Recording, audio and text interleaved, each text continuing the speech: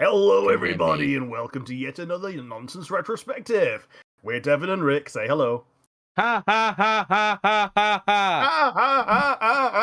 ha. Yep. That's going to get brought up a few times today. Chris is also here, as well as Inkables. Hi, Chris, as well. Ink and Chris are here from the beginning. It's very rare that we've actually got viewers all the way through. That's so very today... true, but we might also offend someone's favourite Final Fantasy game, so let's walk on tenderfoot. Okay, so I'm going to get it out of the way real quick. It's not my favourite Final Fantasy, but I think it might actually be the best Final Fantasy cast. I think it's the last Final Fantasy game, not including 14, which I can look back on and go, that was a good Final Fantasy game. Yeah, fair enough. But yeah, before we get into the meat of it, we're going to start with our time-honoured tradition of the nonsense, asinine hypotheticals. And you said you had one for me today. I do. I stole this from a subreddit that is near and dear to my heart, namely the Super Best Friends Play subreddit. There was a thread there on the other day that said, if you take a character from a different franchise and put it into, I don't know, a different franchise, who would have the easiest time solving that world's problems? Now, there are a few caveats to this, obviously. Yeah. The type of thing I'm looking for is things that are like a bit more mundane, because it's no good saying, "Oh, put Goku in X because it's Goku. He can destroy the fucking world." You know, something which you wouldn't necessarily instantly click at, but when you think about it for more than half a second, you're like, "Yeah, actually, that would solve that world's problems." The one I particularly enjoyed as an example was taking the Ghostbusters and putting them in Nightmare on Elm Street. Yeah. I love that. That would instantly solve the problem. It would, actually, yeah. So, are you limiting this to the target world being a Final Fantasy world? Oh, absolutely not. Okay. Oh, man, this is a big one. Oh. Well, I will, and I'll limit the target world to being FF10. I think Iron Man would have a very good time, like, using as much Albed tech as there is, advancing Albed tech to its absolute pinnacle, and just winning. Yeah, sure. Bit of a boring answer, but go for it. Apologies, but yeah, I think that. But also, is this weird kind of charismatic that might actually solve the whole anti-Albed stigma? That, all the Yevonites are like, okay, everybody that uses machines is a prick. And Tony Stark is a prick, but he's a lovable one. I don't think you fully appreciate the religious indoctrination that the Yevonites have. Yeah. Man, it takes Wakka a lot of full contact exposure, most of which he's not aware of, to actually come around and realize that not everybody who isn't a Yevonite is a prick. I'm smirking because I'm just thinking, how long until we bring up the race war? Well, it's about 3 minutes. 1, 2, 3, 4, 5 characters down. We've already touched upon it, and we're 3 minutes in, and we're not even talking about FF10 yet. Yeah, so I'm putting Tony Stark in Spira. Sure. But my one for you is, you get to redesign a superhero from Marvel or DC, or even something random extras. I don't know, whatever extra comic book that you can think of that aren't Marvel or DC. How do you redesign this person, and what is their new gimmick? I mean, that's not really... If you take away the things that make a character, it's no longer the character, it's a fucking OC, so might as well... Your question might as well have just been, make a superhero. Well, I'll give you the example of when they did a Marvel DC crossover. Don't you fucking dare bring up Batman, that's Wolverine. Yeah, the idea of Batman being bitten by a radioactive bat and basically having Spider-Man's origin in the MCU. No, Wolverine was crossed over with Batman. Robin was crossed over with Spider-Man. Was he? Okay. Yeah. It was a very weird one because they had to mishmash Logan with Bruce Wayne, which meant he was an eccentric billionaire, but also a lumberjack in the woods. A lumberjack billionaire. you know, those are two character concepts that you can't really mesh well, Logan and Bruce Wayne. Like, yeah, Wolverine and Batman, but you got to remember it's not just Wolverine and Batman. Yeah. Like, Batman would work very well with just the claws and being damn near invincible. But yeah, like you say, you've got to mesh up the origins and the civilian identities, at least to some degree. Yeah. I believe Spider-Man's new name in that was Spider-Boy, and he fucking hated it. Spider-Boy Wonder. But here's a good one, though, is they ended up fusing the Joker and Sabretooth to make the new arch villain, and he was called the Jackal. It's like, that's a good combination. That is a good one, yeah. The Jackal, maybe the Hyena. I mean, that same thing, you know? Yeah. Jackal is more of a threatening name than Hyena. Hyena is... Okay, people that know about hyenas know how much more dangerous they are than actual lions. Get a free pass on this, but if you see The Lion King, all that hyenas look like is the slobbering, mangy, stupid pooches that fall about on the floor and start laughing. I mean, if you wanna see an actual gruesome, terrifying representation of a hyena, like the wargs in the Samuel Jackson, Peter Jackson Lord of the Rings films, are just beefed up hyenas. Yeah, totally. Even though in the books they're just wolves, but whatever. Yeah. A hyena is a better design for that. Like, big wolves can be scary, but a hyena gave them a much more distinctive visual look. Yeah, totally. Because a hyena is so far removed from a dog, because, you know, technically it is a feline. Even though it looks more like a dog, it is actually a feline rather than a canine. It's so far removed that you can't just go, look at how fluffy it is. Could have sworn hyenas still came under canid. It's a really weird one. They have so much more visually and like mentally in common with doesn't mean jack shit. Dogs. It's just what matters what its biological identification is. If it's called a canine or a canid, then it's a dog or more dog-like. Yeah. So the taxonomy is that they're feline. Hmm. It's wiki time later, but yeah. I'm almost tempted to do wiki time now because I don't believe that for a second. Neither did I when I first heard it. Oh, and female hyenas, blah blah blah. Yeah. They've got really long clits that make them basically dicks, and also means most of them die in childbirth. But hey ho. Yeah. What was the question? It's if you get to redesign a hero, then what is their new gimmick? How does their new take on the old hero fit into the world? I redesigned Spider-Man for the millionth time and give him a different coloured outfit. Like, I'm sorry, I think the question's weak. Okay. But it's a redesign character. Well, you do anything to take away the core concept of the character that's not that character anymore. You're making your own thing. Okay. Fair enough. Oh well. This is like 7s for 7 on me having weak questions. Oh, well, perhaps if you ask a different person, you get a better answer. But unfortunately, my viewpoints on certain things are weird anyway. Sure. So we're talking about Final Fantasy X today. It's the first FF10 in the FF10 trilogy, which then got cut down to 2 in a radio drama. By the way, we are not talking about 10-2 today. I've got we are not talking about 10-2 today. We're keeping it for another day because I'm still adamant we can do an entire podcast on 10-2. Here's the thing. I don't think 10-2 stands up to an entire podcast, but I think we only need to talk an hour. Yeah, fair enough. We can easily stretch 10-2 over an hour. There's enough meat on them bones. Yeah, fair enough. But the game opens with our hero, Tidus, or Tidus if you're going by someone else's pronunciation. Okay. Listen, I was always in the camp of Tidus when I first read that name, because that's how an English person reads that name. At least that's how I did. However, I saw an interview with the voice actor, and he said Tidus, and I went, I guess I was wrong. So I called him Tidus for about 3 years before saying, I don't care, Tidus is easier.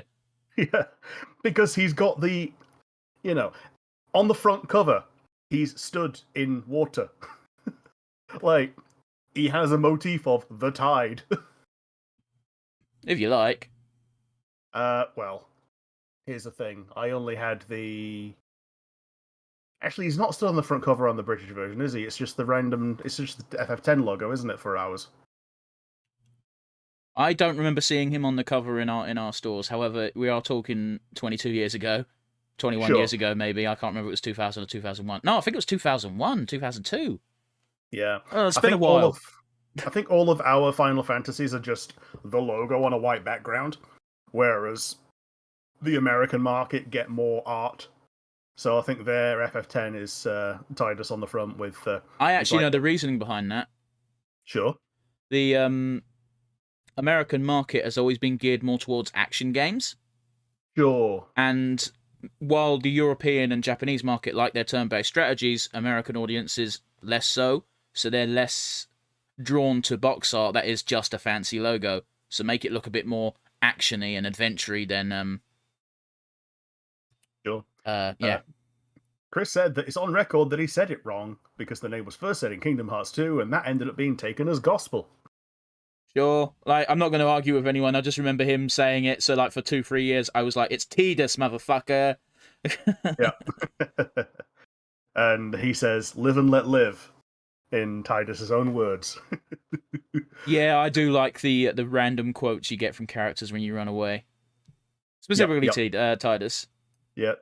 Well, I think his Japanese name is Tida, which just sounds like a girl's name fucking know what anyway. the Japanese names are. I'm not a fucking weeb.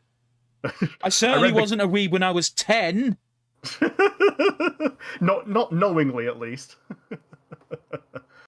I watched Pokemon and Dragon Ball. Everyone fucking watched those. Yeah. Even grandmas watch that. So he's the fish out of water character. He starts the game as the current star player of the Zanika Nabes. He's the protagonist. Yeah. And you get to control him in this idyllic world and talk to the kid who wants to be a blitzball when he grows up. That gets cut short pretty quick by the Sin Attack, the first ever in Dream Zanarkand, which, as far as he knows, is real Zanarkand. And then Auron shows up, who he knows somehow, who guides him out of the frying pan and into the fire in the waking world. Well, it's weird, isn't it? Because after Jecht went, and then Auron somehow went back. It's never been made entirely clear, but Auron kind of went back in time / into the dreamscape. There's a lot of grey areas where I'm not sure if Tidus was ever a real person. If you know what I mean. Yeah, absolutely. Is he entirely a dream-like being that has been made manifest, or has he actually been flung forward in time? The game is intentionally vague on that aspect, and I'm sure Chris will correct us in about 5 minutes when the stream catches up. Yeah, there is a 10-2 plot thread that tries to explain it, but yeah. They're very much... I never 100% completed FF10. I couldn't be bothered. I hated the Dark Aeon shit. Sure. Also, I was 10. Yeah. Like, the Dark Aeon shit is actually something that was unique to our version in English. So the Americans didn't actually get the Dark Aeons at all. Yeah, well, bear in mind... in English specifically. Yeah, never mind. Ignore me. Yeah, they did a Japanese re-release, which is what ours got updated and translated from. So, for once, we actually got a better version than America, which I was ecstatic about. It's a good reason to actually have that massive delay between NTSC and PAL releases. Mm-hmm. But yeah, he meets Riku after doing a bit of survival shit. Jesus Christ, we jumped way forward. Well, we just had the Sin Attack. He gets dropped into the real world. Yeah, but I think now is probably a perfect time to touch on Jecht. I mean, Jecht's got his own bit, and they don't have a very good relationship. Yeah, but I mean, like, just to put into context how fucked up the dream world is, / real world / whatever. Chris is explaining it right now as we speak on the chat, but I'll get to it when he finishes typing. Just imagine for a minute, right? You know who Lionel Messi is, right? Yeah. Yeah. Arguably the best football player in the world currently, or at least in the last 5 years. Maybe Cristiano Ronaldo. I don't know. It's very rare you have two people who could arguably be the best. Anyway, yeah. I digress. Imagine, if you will, one day we wake up and, oh yeah, Lionel Messi went swimming the other day and he just disappeared. Yeah. Don't know where he is. Our number one sportsman went and didn't come back. Oh, yeah, well. What's going on with that? And then, like, a year passes by and his son is suddenly a fucking child prodigy footballer. And it's just like, huh, What did happen? Yeah, and every year it's just the same thing. It's been a year since Lionel Messi disappeared, and we just don't really know what happened. I think it's more than a year.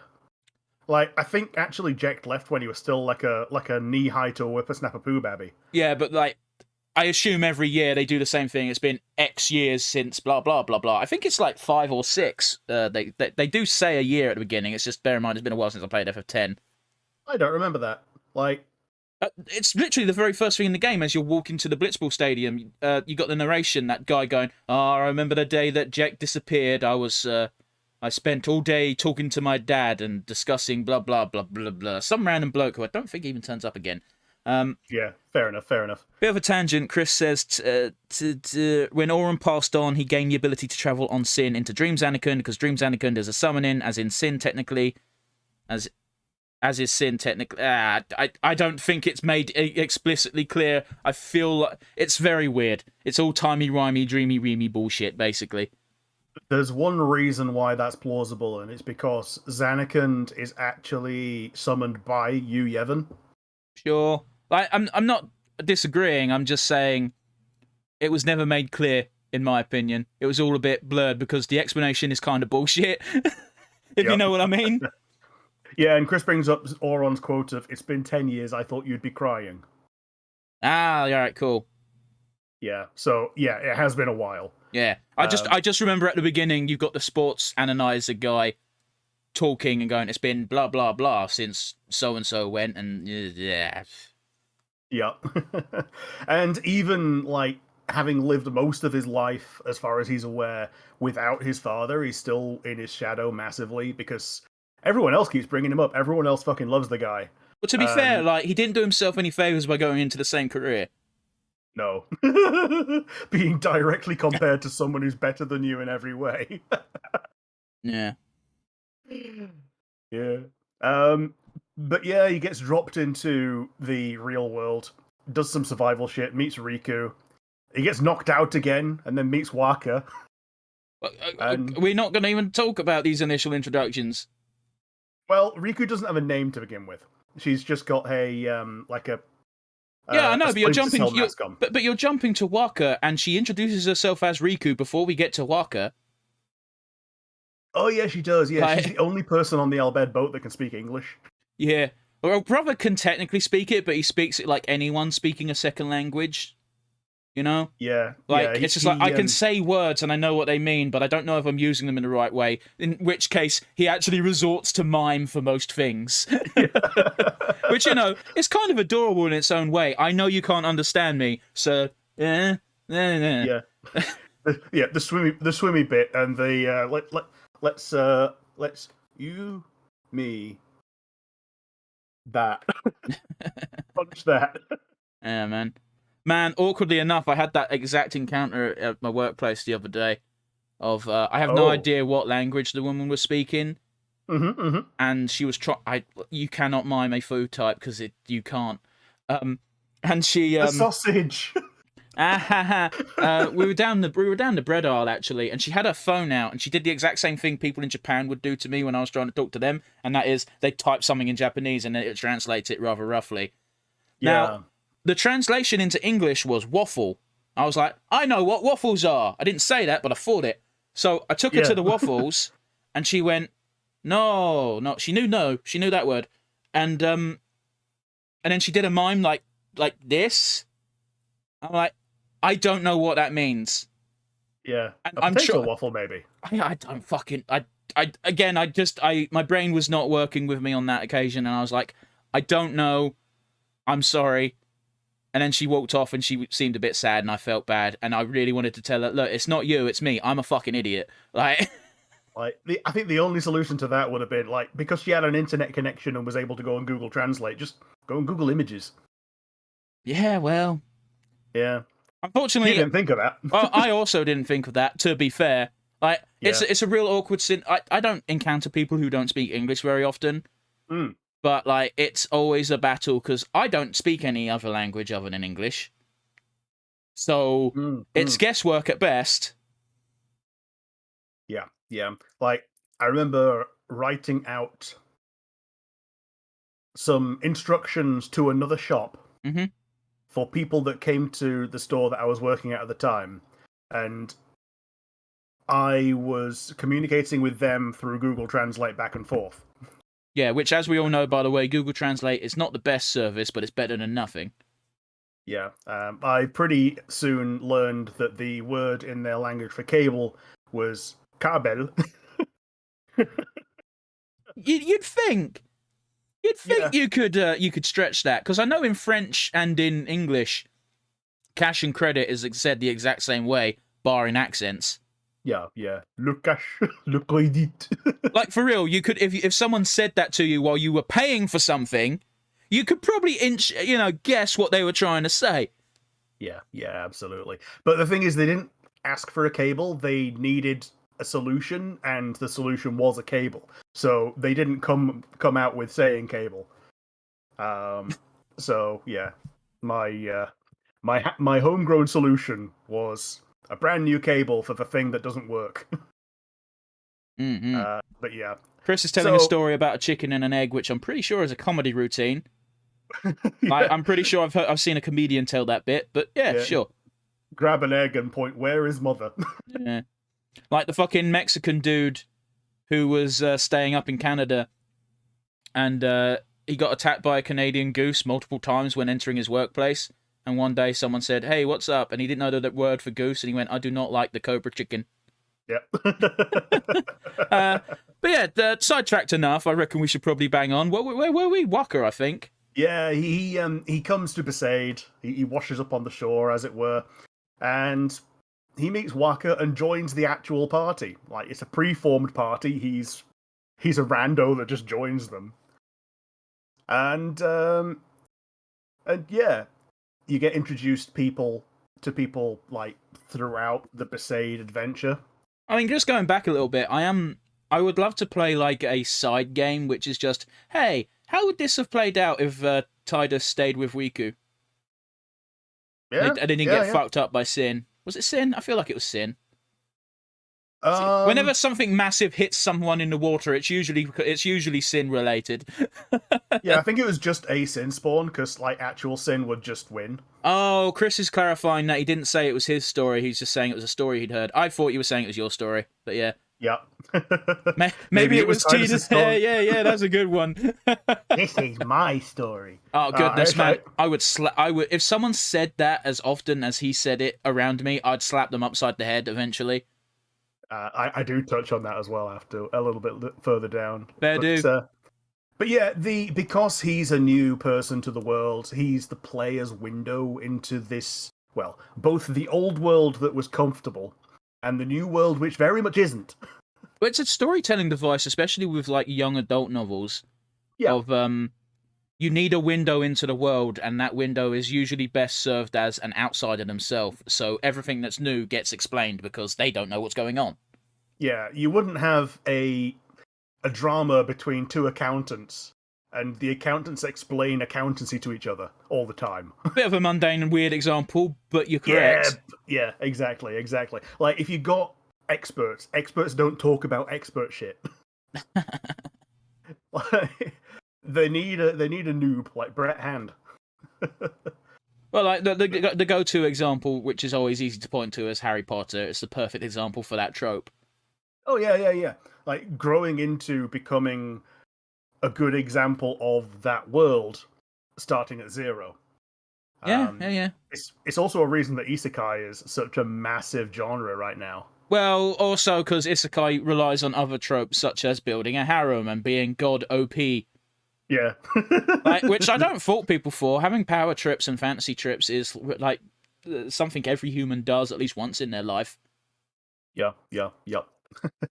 Chris is saying that, to be fair, Tidus only says it a few times. It's mostly Oren's thing. Again, it's been a while since I've played the game, but I remember Tidus saying it so goddamn much. I believe he says it more in the narration than in character. Which is still him saying it. Okay, so it's more him thinking it. Okay, but he's verbalizing it, therefore my brain says he is saying it. You get what I mean? Yeah, I know what you mean. Don't be facetious about this one, you prick. The next thing I've got down is that he had a shitty relationship with his alco jock dad. Oh, he sure did. Yeah. I want to point to the best friends again. Mm-hmm. And that is, they made a very good point of, Jecht was a shitty dad. However, he is far from the shittiest. Yeah, absolutely. Jecht apparently stopped drinking after he came to Spira. He did. He stopped drinking when he injured that shoe puff. Yeah, he went mental on a shoe puff, thinking it was some kind of fiend. To be fair, it is massive. It is massive. It looks intimidating. Well, I assume if it wasn't perfectly docile as we are shown them, you could mistake that for a fiend, even if he wasn't drinking, because he's not from this world. Oh, totally. And also, once he's hit it once, it's going to start fighting back. Apparently, well, this one obviously didn't. Okay. Well, I'm just saying, because one of those people would be dead, and we know the shoe puff survived, and we know Jecht is the final Aeon. Yeah. I've got that he's way too enthusiastic about cheering on Yuna in her pilgrimage. To be fair, they make it very abundant later on. Because even I didn't. Granted, I was a piss babby 10-year-old, but I didn't know that was going to be the implication. Like, looking back, with the ability of both hindsight and a mature brain that's seen stories, it's very apparent with the way everyone acts whenever he acts cheerful that, oh, that's not how this works. However, you cannot blame Tidus for thinking, oh, it's all going to be one big happy ending. Like, he doesn't even know that previous High Summoners become Sin. But mind you, I don't think anyone else does. No, not the High Summoners, the Guardians. Yeah, the final Aeon, and the first victim is the Summoner. Yes. Yep. Yeah. Which sucks, because one of the caveats is that you have to be... you have to have a massively strong connection to the person, yeah. Yeah, first thing you do, I'm gonna murder you now. Yeah, and to actually have a final Aeon, there has to be a genuine and strong connection, which is why you can't just take a dog. Yeah, you can't take a dog. Actually, a dog might work. Well, it's one of those things where, one of the jokes is I'm going to spoil Endgame, sorry people, of if they were warned beforehand that they needed to make a sacrifice, they could have just taken a dog with them. Yeah. Which is still fucked up, don't get me wrong, but I think everyone would agree pushing a dog over a cliff is probably better than a whole-ass person, yeah. I'm sure someone with weird views on how animals and humans coexist are like, human life is not more valuable than animal life, and to them I say, fuck off. I got sidetracked. Yeah. But before I join in on that one, he doesn't know that he's cheering a young girl his age onto an early grave, which is it's massively, it's dramatic, but yeah, like you say, from cues, you can kind of tell that there's something going on with that. About 2/3 into the game, the first 2/3 or so is narrated by him, because it's framed as a campfire story, until you actually get to that campfire, and his "this is my story" stick falls off. Okay, yeah. To be fair, though, I do think that iconic shot of all the weapons in the ground and all piled up is pretty fucking sick. Oh, it's a fantastic establishing shot. Like, if we didn't have the logo, then that'd probably be the one to pick for the background today. Oh, absolutely. He's something to almost everyone. He's Yun's love interest and co-deuteragonist. He's Auron's buddy's kid. He's Wakka's blitzball bro and the inheritor of Chapu's sword, making him... He is basically a surrogate for Chapu. Yeah, he's a surrogate for Chapu. Also, I fucking absolutely hate how Lulu and Wakka both say, hey, he looks like Chapu, and then we see Chapu, and it's like, no, he fucking doesn't. You two are looking through some kind of lens that we can't see, because there is no physical identicality. Perhaps he acted like Chapu, but he sure as fuck don't look like him. Yeah. When we get to see Chapu, it's just random NPC number 2. It's just Wakka with a shaved head and a bit skinnier. Yeah. Oh, Chris also mentions Anakin does a song. Yeah, fair. Yeah, got nothing to add to that. That's a good piece of music. Yeah, a lot of the soundtrack is bangers. And Anakin, I don't know if it beats Eyes on Me and... Well, no, Eyes on Me is The equivalent of Eyes on Me would be Suteki Dane, wouldn't it? I don't know what the fuck you're on about. Okay. There's an animated cutscene later on with a song between Tidus and Yuna having a dance and clearly not having a hug. And the song there is Suteki Dane. And I think that's not as strong of a song as either Eyes on Me or Melodies of Life.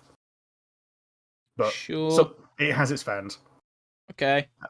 You go off on that tangent, buddy. I'll just be waiting here for when you're done. But yeah, as a Chapu surrogate, he's also a sore spot for Lulu. And to the wide, wide world, he's Jecht's son again. So another world that worships Jecht is now also looking at him through a different lens. And once again, he chooses the exact same career path. Yeah. Albeit a bit more different circumstance. It's one of those weird things where they make it very obvious very early on. I think it's Lulu who drives the point home of the only reason Yuna wants you as a guardian is because your dad was her dad's guardian. Yeah. Do not think for a minute anyone cares about your, actual ability. Because at the beginning of the game, he's actually quite shit at fighting. Yeah, because he's a sportsman, not a warrior. I will admit, he does pick it up quite fast, but... Oh, very definitely, yeah. So he's managed to translate his general dexterity into his own kind of agile fighting style, which is pretty good for someone with no prior experience. And yeah, he's an agile longsword user. He has generically high stats all around, and he's the main character physical attacker. And, well, it's really weird, actually, because FF9 was my first Final Fantasy, which means FF10 was my second. Mm-hmm. I actually was a bit confused by the protagonist's role in FF10, because in my experience, it's like, oh, the thief is going to be the protagonist, because they always are. It's like, oh, no, this is not what Tidus is at all. Yeah, from a sample size of 1. Yeah. But, again, 10. Yeah, it's like, imagine how blown my mind would have been going to 8 or 7 or, heaven forbid, 6. Yeah. Although Locke does have a reasonable claim at being main character. Yeah, whenever I think of 6, I think of Terra. Yeah. So... Yeah. There's basically 4 people that could be main character, and there's like Terra, Celes, Locke, and Edgar. Just going back to Chapu very quickly, Chris says that for the official art, Chapu looks quite similar to Tidus. Yeah, fair enough. I get it. But who cares? Most people don't look at that. Sorry. Like, to which neither of us had, and we both made the same comment of Chapu looking like an NPC. For real. Doesn't even have the same fucking face, which is very bizarre. Like, they could have just copy-pasted that shit, let's be real. Giving him red hair. Yeah, totally. But yeah, we'll move on to Yuna. She's the actual main character. She knits the party together. Yeah, there. Yeah. Sorry, go on. Yeah, they're all there to carry her forth to the final flame so she can serve as kindling for the calm. Do you know what? I do think it's very shitty that they don't wait for the Moonflow night. I know they're on a bit of a clock because of Sin, but like the rest of the party knows that Yuna's going to die at the end. Yeah. Take a day. Totally. Like, I know that, by the way, something they tend to gloss over until you meet the other summoners is there's not only one. Yeah, there's many. Like, there's many and they're all making the same pilgrimage. Some of them give up and fail. I mean, case in point, Lulu's past one. One of Lulu's. One of them died, one of them gave up. Sure, but I was referring to the one we meet. Yeah. Yep. Like, fuck, she got far too. Yeah, she did. But yeah, she wields a staff and white magic when you're choosing to play with the party, or summons Aeons when you choose not to. And most of the early to mid game is traveling around the world picking up new summons. Can I just say, my fucking 10-year-old brain was blown away when you could actually control the summons in this game. Oh man, it's so cool, isn't it? It's like bringing a boss fight to a boss fight. It's great, isn't it? Also, I felt so fucking clever bollocks when I used Ifrit for the first time, and it was on low health, and I went, I can't heal. Fire! Yeah. Hit yourself with the fire, yeah. But yeah, going back to the multiple summoners thing, it's like, you can't take a day. Like, I get it. You think that there's a clock, but considering there's more than one summoner and you've all got the same goal, it doesn't actually matter who gets there first. Obviously, all the summoners are like, I've got to do it. This is my personal burden. Sometimes it's a bit more selfish than that. It's very weird that Donna's a summoner with how selfless her goal is. Yeah. She's a bitch. like Donna is a horrible human being, and yet when you get down to it, she has the ability to become a summoner, and instead of going, I'm not fucking doing that, she's like, well, I guess I'm doing this. Yeah. Nothing says that you have to be a summoner. I also don't know if it's something that's inborn as an ability, or if it's something that you... It's basically, you go to... the way I understand it, I could be wrong, you go to the temples... Yeah. Because you have to beat the Cloister of Trials. Once you beat the Cloister of Trials, you have to talk to the Fates. Yeah. If they say you're not good enough or you're not worthy, you can't be a summoner. So it's one of those, like, we don't actually see negotiations except for the one with the one with Yojimbo where you literally just have to pay him. Yeah. And we see the one with Anima to a little bit because it's Seymour's mother, and it's just like, please save Seymour or some shit. It's been a while, I can't remember the exact wording, but it's basically like, oh, please help my son. Yeah. And we see Bahamut, which is kind of cheating because we're kind of bros with that kid anyway. Yeah. So it's like, it depends on whether or not you actually need an inbuilt ability or if you just need to be really good at having a conversation. Yeah. Chris says you have to have the talent, which, yeah, that's part of it, I guess. Like, because Tidus goes through the Cloisters of Trials and can get to the Faith, he can go through the trials. It's just that, he's not the one who is the summoner, so he doesn't even think to make a communion. But would your talent not be dictated by your ability to even talk to the Fate? If you don't have the talent to do it, then you can't do it. Sure. I don't know. Like, I'm not saying Chris is incorrect by any means. I'm just saying I'm not saying that what we both said is contradictory. Yeah. He also says, like, why is Lulu so weak when she made it to the Calmlands before? There's a very good possibility that when it's weird, isn't it? Because Lulu's only like 20, isn't she? Yeah, maybe it's 21. One of those where, like, she probably went through some trauma multiple times. Well, I was actually going to suggest, like, until I remembered that she's actually quite young, even though she fucking don't look it, but whatever. No, or act it. Yeah. Well, her not acting it makes sense considering she's been through such a loss. Yeah, multiple times. One of the things I was going to suggest was, there's a very good possibility that fiends just weren't that strong back then. Yeah, maybe. And, if I recall correctly, the biggest obstacle before then is the fact that you've got additional things in your path blocking you because everyone wants Yuna. It could be a little bit similar to to Auron, how when they join the party, or when they're available to the player, they're on the level that you're expected to be, more or less. So the idea is that they're holding back to allow the other characters to grow, especially the children.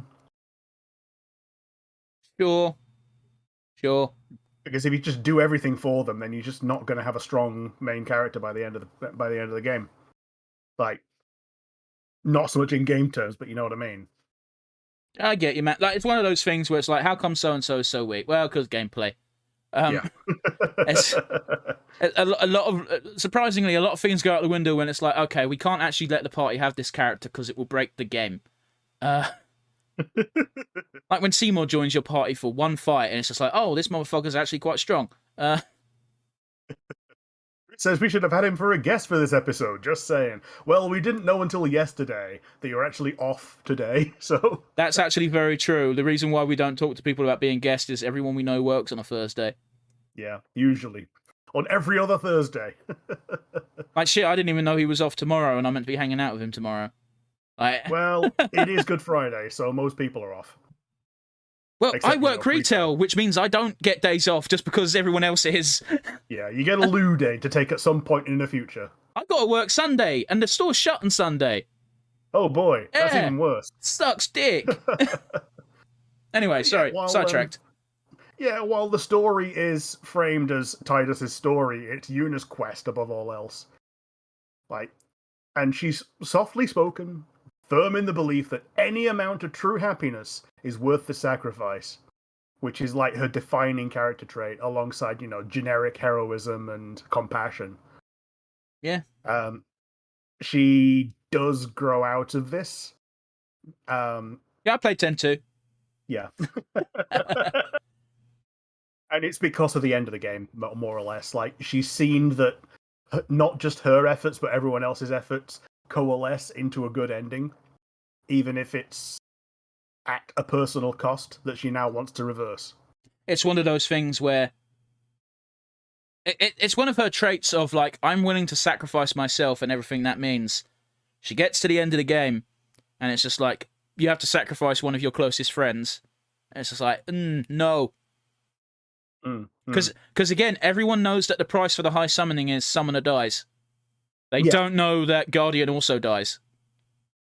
Except, they look back at all the Guardians that died and just assume that it was part of the journey. But because guess who doesn't get statues? Yeah. Yeah, because you have a fair few. Well, there's more than one legendary Guardian. It's just that Auron is the only one that's alive right now. Yeah. So much so everyone wants to shake his hand. Yeah, including Donna's Guardian, whose name escapes me. Bartello. Yeah. I only know that because of the way she goes, Bartello, we're leaving! If she didn't say that so often, I'd forget the fucking cunt's name, because he's so unmemorable. Yeah.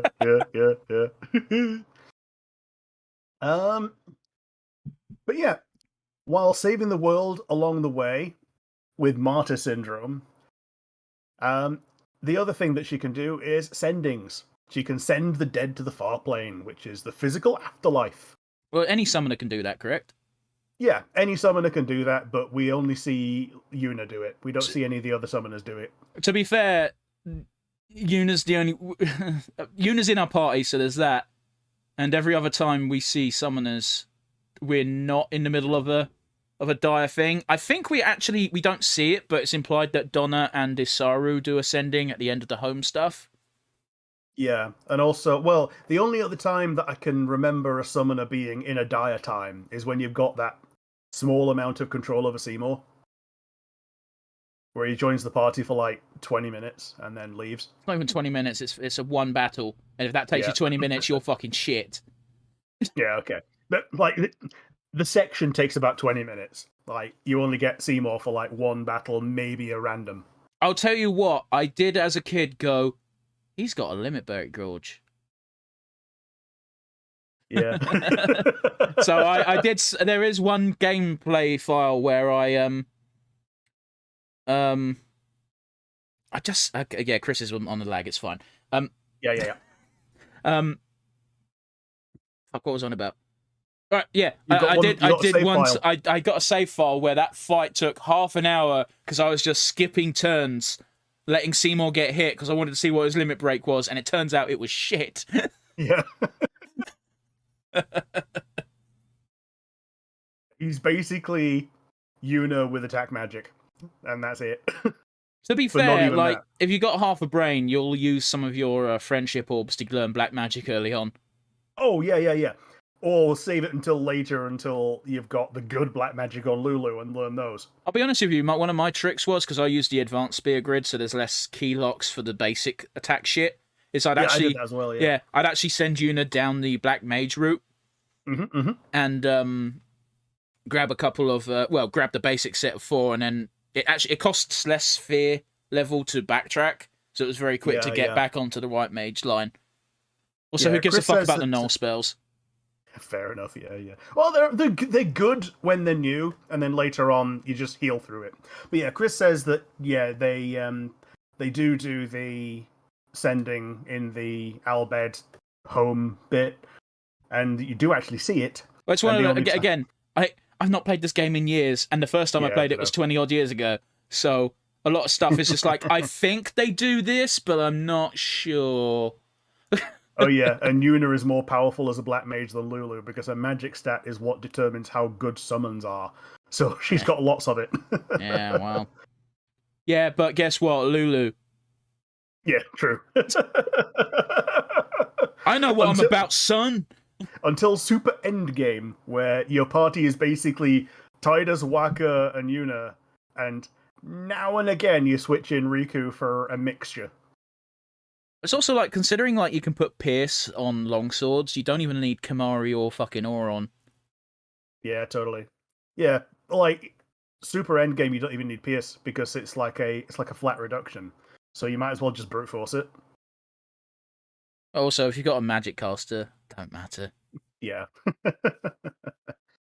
By the way, I saw some fucking prick do a thing where, hey, what happens if you beat the Flan at the beginning of the game with Tidus's attack? So he claims that he ground it out manually, and I'm like, bullshit, and if you did, you're an idiot. Yeah. So instead, he most likely just edited some numbers behind the scene, and so he had Tidus one-hit kill the Flan. It's just like, let's see, did they account for this? And it's like, no, of course they didn't, because no fucking idiot's going to bother doing that. And yeah, lo and behold, it just went on going, continuing the tutorial as if you didn't just murder the Flan. Yeah. See, that's how you kill a Flan with magic. But yeah, we get to Auron. He's the cool old guy. He's a samurai-flavored greatsword wielder. Yeah. He shares the anti-armor role with Kimahri. He was Braska's guardian alongside Jecht in The Last Generation. He comes to collect Tidus in the opening scenes. The entire party looks up to him one way or the other, except maybe Riku. Riku and Auron don't really have any connection in game. However, I do remember back in the day, there was a lot of fan fiction shipping the two, and to this day, I don't know why. No. I guess it's a tide over from... Yeah, it's they're comparing it to Vincent and Yuffie, but even that didn't make fucking sense. No, it didn't, no. Right? you got an old guy dressed in red and the youngest girl in the party. That's all it is. Like, okay, I understand it a little bit with FF7 because they're both hidden and optional characters, but that's fucking it. Yeah. Weird shit, man. Weird shit. But yeah, he's got the title Legendary Guardian, which is the title that you get when the summoner that you protected does the final summoning and you survive. Yeah, good job. Although, as we learn later on, not technically true. Yeah. In reality, he died the same day as the others, at the hands of Yuna Leska. Yeah, I don't remember what the earliest hint is that he's dead, but I do remember when Seymour's dad gets sent near the Farplane entrance in Grotto Salam is the first time I remember seeing Auron go when the sending was happening. Yeah, he just, like, leaves. He doesn't leave, he stands there and he just goes to his knees and he's like he's getting a bit poorly from it. Yeah. What else was there? Yeah. Yeah, he died at the hands of Yuna Leska, and his current aged appearance is one that he chooses to present to the world. Because technically, as a ghost, he looks the same as he did, like, the day that he died. Yeah. It's one of those things, though, where, like, if you looked absolutely perfect from the day he went, like, people would see him who may have known him or, like, seen him in passing and gone, you haven't changed at all. Yeah. Yeah, and that is also a bit of a trope now and again. But yeah, Chris says that Dirge of Cerberus does play on the Vincent and Yuffie friendship, but it's nothing more than friendship. Oh, yeah, and Chris also says earliest hint is where Seymour meets Auron, and yeah, Seymour says something along the lines of, why are you still here, except a bit more fancy. Yeah, what are you doing here, sir? Oh, forgive me, we Guardo are keen to the scent of the far plane. But it's also like Seymour's a dickhead, so it's very easy to, like, hand wave. Oh, yeah. So just as you say it, Chris posted it in chat as well. I was reading it. Oh, okay. Like, it came up a couple of seconds later. I didn't know that off by heart. I'm not a fucking, I'm not that into FF10. But I do remember, once he mentioned Seymour mentioning so-and-so, I do remember him going, oh, you smell. You Smell a bum bum. Gross, but okay. Oh yeah, he drops the reveal really early on. Pretty much as soon as you meet him again in the real world, that Sin is jacked. Yeah. And, like, as someone who knew that from the internet already, it blew my mind that it was revealed so early in game. Yeah, because Tidus. Sorry, I'm going to keep going between Tidus and Tidus because again, I had that blip in my life where I had to say Tidus. But Norman Tidus. don't. That's my fucking picture on PayPal. But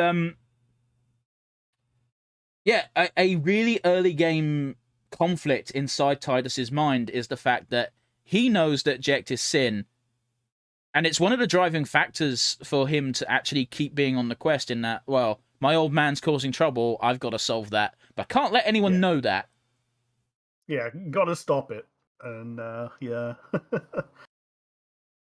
Riku is the first Spearan that you meet when you get to Spira, a plucky and cheerful young Albed salvager and Yuna's cousin. And she's also, hands down, the only character you need when fighting Machina. Yeah. She's the thief of the game, has shades of alchemy in her limit break, and overdrive, and both are available to anyone in X2, but unique to her in X. Yeah, but like we'll talk about 10.2 when we get to it, but it's one of the few things I like about X2. Yeah, that you can just do anything, yeah. She's the only specialist in machines, and the Thief Command also lets her dismantle them. Well, that being said, though, my early game Thief would have been Kamari. Fair enough, yeah. So... I assume so, yeah. It's one of those things where Kamari's sphere grid is weird in that he doesn't really have one. Yeah, at least in advanced. Yeah. I also did the advanced sphere grid because I started the game on Chris V's PS2, and he played on the regular sphere grid. So I thought, okay, I'm going to play on the other sphere grid just so that there's some kind of slight difference between our two save files. It really does change a lot. Yeah. If you want to, you can send any character down any path from the get-go without using lock spheres. Yeah, because they start close to the middle, and you can just go to the middle. Okay, Yuna. I wouldn't recommend doing that, but you can do it. No. One of the better ones to do it with actually is sending someone a little bit down Tidus's to get like haste and hastiger. That's more than a little bit if you want hastiger. Yeah, fair enough. You don't need to do that, as long as one person has it. True, but say if you wanted Tidus to just go smash, smash, smash, unga bunga, you could have Riku just cast hastiger. Sure, but it doesn't take long for Riku to finish her sphere grid anyway. True. Because you get her so late in the game. Yeah. But yeah, she's the youngest in the party. She can narratively deal with machines in cutscenes as well. She is one of the characters who is in that weird place thanks to Japan. In that, in Japan, she is 15. In every other release, she is slightly older, so it's not creepy. She's already thinking about marriage as well. To be fair, Albed live hard and fast lives. Yeah, and she justifies it that Spira is a death world. There's no reason to put off thinking about it until she's older. And her characterization in 10 is summed up as, you can't waste your life being sad, which is something she learned after her mum died. Yeah. She gets flanderized later into being just a blonde. But a little bit. Man, there is one moment in... Fuck me. It's just after home gets blown up. And it shows how much of a racist idiot Wakka is. In that... I can't remember the exact line. I really can't. But I vaguely recall it going, don't worry about it, eh? It's like big fireworks. Yep. After their home got blown up and hundreds, if not thousands, of Albed are now dead. Yeah. It's one of these things where Wakka is essentially saying, don't worry, it was only Albed. Yeah, literally. Yeah. And it's so fucked up. Like, full credit to Riku for not spinning his jaw at that, because, you know, he kind of deserved it at that point. Yeah. Oh, sorry. Chris says that she's 16 in other releases, but she's definitely 15 in Japanese. Which, yeah, bit creepy because of the way she dresses. However, I've always argued that if you sexualize someone because of what they wear, it's more of a problem of you. Yeah. If you know what I mean. However, she does wear incredibly skimpy outfits, so I can understand people wanting to go, no, she is 16. She wears tight. Yeah, she wears tight clothing, but she is fully covered. She fucking ain't. Well, she's okay. She's fully covered on the top. Okay. And like she's got like a bit of thigh gap, right? And boots. Here's one of the problems. It's been a while since I played 10 and 10-2. I might be doing an algorithm of both outfits, because in 18 she is not 18. in 10 in 10-2 she is definitely wearing too skimpy of an outfit for a child. Yeah, she's wearing a bikini and has daggers and all that, yeah. But the daggers aren't the problem, it's the fact that you can see her cooch. Yeah. I'm using crude language for comedic effect, but it is quite bad. Yeah, like her default outfit is the thief outfit, which is like intentionally skimpy because all three characters are girls and all three characters need to be skimpy. That being said, though, Payne's thief outfit is quite covered. Okay.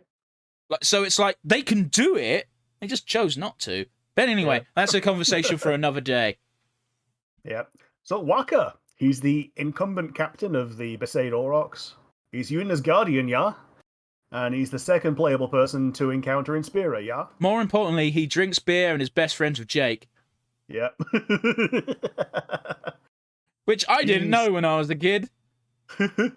He's a fundamentalist Yevonite that hates Albed, yeah? Mostly because his brother used Forbidden Machina to fight Sin, and, in his opinion, died for that transgression. Yeah, it seems to be the event that makes him double down on hating specifically Machina and by extension Albed, because they used the Machina. Yeah. So it's one of those weird things where Machina are against Yevon's teachings. It seems that he was a bit hand wavy, but because Machina got his brother killed, he's like, no, that must be absolute with Yevon. Yevon's right, Machina bad, therefore Albed bad. And it shakes him a bit to the core when he gets to like Bevel and like the High Council are just using machines wanton willy-nilly. It's one of those real weird things where Bevel? Is that the name of the capital? I think it's Bevel. Like that's where Yuna got left and Kimari took her to Besaid when he was her only guardian. Sure, it's just it doesn't sound right, but it's also been a while. But yeah, it's fucked. It's fucked. Because Riku goes, oh, it's a Machina, and Wakka loses his shit and goes, it can't be. No, it's slightly different, or something. Blah. And even when they're riding it, he's like... For those listening to the audio version, I'm doing a stupid fucking look around the room. Yeah, he's chasing a phantom moth. Yeah, that's a good way of describing it. He doesn't want to believe it, because, like, how can my religion be hypocritical?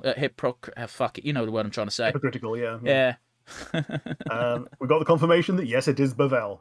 But yeah, even the Blitzball arenas are like held together by some kind of Machina field. Yeah, because in Luca, it's like, but you use Machina. Like Tidus makes the point, you use Machina to make the fucking Blitzball fields, and Wakka goes, "Oh, they dictate what Machina we can and cannot use, and we need this."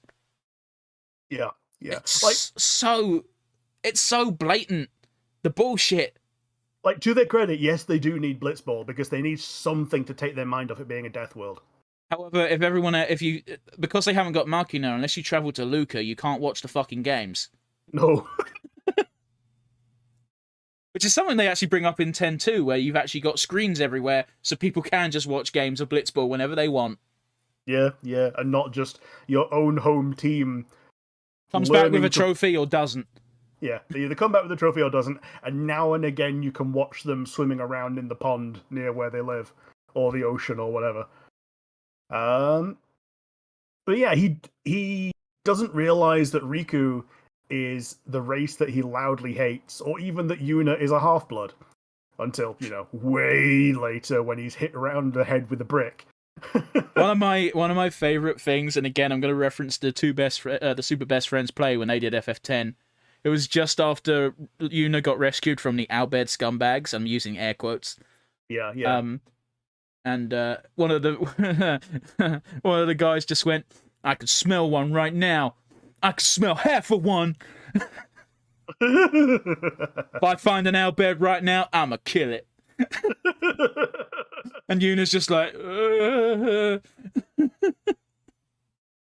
he quits Blitzball to be a full-time guardian with all the conviction of rice paper because you can recruit him again for one gil immediately afterwards. I do like that touch though, because it implies he loves the B-Sade Aurochs so much he doesn't even need to be paid to play for them. Yeah, it's really cute. And he's actually a very good Blitzball player. Like, he's not the best, but like he's the best on the Aurochs. Not counting Tidus, but even Tidus isn't that great if he doesn't have Jet Shot. Yeah. Like, basically, the thing is, did you get Jet Shot?